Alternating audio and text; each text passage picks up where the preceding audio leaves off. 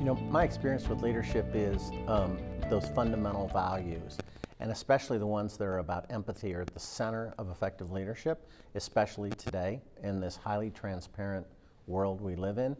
So in order to affect change in an organization, if you're not grounded against those values, you have to use over-reliance on positional power and authority and things that really don't resonate today, especially with younger employees, but my experience has been across the board that an effective leader really starts with that interpersonal sense, their own personal integrity, and so I think it's fundamental to effectively leading a business today. Yeah, we, in my business, C-Fresh, you know, we've done a number of things, really going back to when we were a private company, but we started with a fundamental orientation to the individual leaders. So we started with self-awareness training.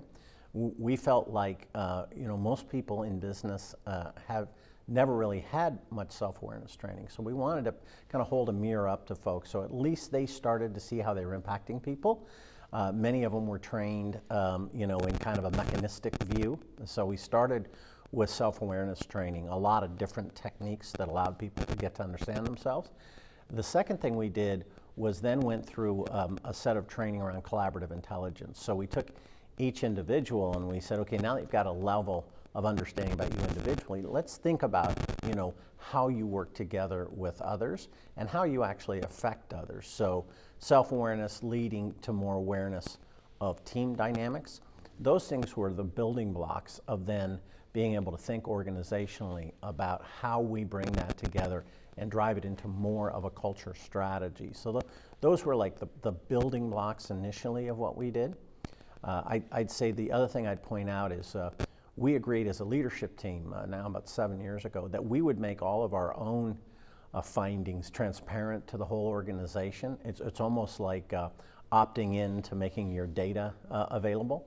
So we took all these tests, we did a number of techniques, but at the end of the day, we started by publishing that to everyone, and then we gave them the opportunity to do, and we ended up with about 90+% of people agreed to share their information with the organization broadly. So that in of itself, that behavior set, create a totally different condition for people to start trusting that we as leaders of the organization were serious about bringing compassion, integrity, and ultimately a level of transparency into the organization that would, over time, affect change. We've got business as maybe the most influential area of life to drive change. And you know, my simple hypothesis has been if we want to change these problem areas in the world, I'm in the food business, you know, we have food security issues, food safety issues, there's huge issues, sustainability issues. And so when you start focusing on the broader issues, you view business as a tool to start to solve those, then embedded in the business, you need to have a sense of the purpose of that business and how it addresses those things. We call it purpose beyond profit, because ultimately you can make a lot of money, but if you're not addressing those issues, it will not be either a sustainable business or even life as we know it may not be sustainable as we've enjoyed it for the last 100 years. Yeah, I think one of the most important things we can do is participate in kind of multisectoral conversations, because at the heart of this is a conversation.